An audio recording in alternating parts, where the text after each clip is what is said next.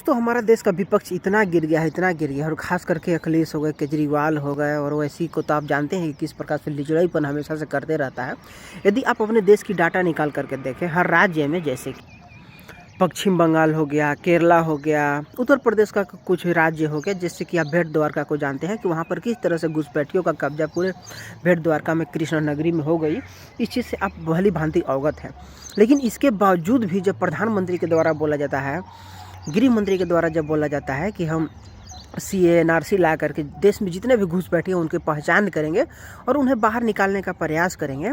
और उनके द्वारा, प्रधानमंत्री के द्वारा, गृह मंत्री के द्वारा बार बार बोला गया कि यदि CA NRC अगर लागू किया जाएगा तो देश के मुसलमानों को किसी प्रकार की कोई आपत्ति नहीं होगी, उन्हें कोई दिक्कत नहीं होगा। लेकिन इसके बावजूद भी इतने लिचड़ई भरा हुआ है उन कांग्रेसियों के और उन विपक्ष के खोपड़ी में कि किस प्रकार से बार बार इसका विरोध किया जा रहा है। और ये कहा जा रहा है कि भारत के मुसलमानों को तंग करने का प्रयास किया जा रहा है, इसमें भारत के मुसलमानों को भी भारत देश छोड़ना पड़ेगा। लेकिन ऐसा तो नहीं है। इसके अलावा आप भली भांति जानते हैं कि देश में बहुत बड़ी मात्रा में रोहिंग्या देश, जो बांग्लादेश के रोहिंग्या मुसलमान हैं, पाकिस्तान के मुसलमान हैं, अफगानिस्तान के मुसलमान हैं, वो लोग आ कर के यहाँ पर पूरी तरह से रह रहे हैं। और भारत से जैसे ही पश्चिम बंगाल में ममता बनर्जी के राज्य में आते हैं ना, उनका सटाक से आधार कार्ड बन जाता है, राशन कार्ड बन जाता है, बिजली पानी बिल्कुल फ्री मिलने लग जाता है। इसके अलावा आप देख रहे हैं कि देश की राजधानी दिल्ली में भी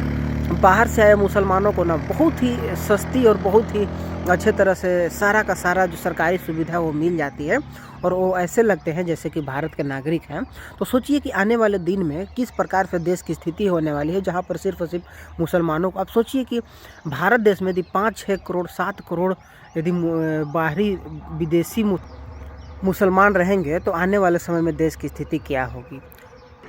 और सबसे बड़ी बात है ना कि एक बार सब देशवासियों को एक बार कैंपेन करना होगा, जितने भी देश के नागरिक हैं जो चाहते हैं भारत का भला होना, भारत में आने वाले समय में शांति कायम बने रहना, तो इन रोहिंग्या मुसलमानों को बाहर भेजने में, उन्हें हटाने में, देश से खदेड़ने में ना, हमें देश का प्रधानमंत्री का, देश के गृह मंत्री का समर्थन करना अति अनिवार्य है। नहीं तो आने वाले समय में स्थिति बहुत ही ऐसी खराब हो जाएगी ना, जहाँ पर सिर्फ और सिर्फ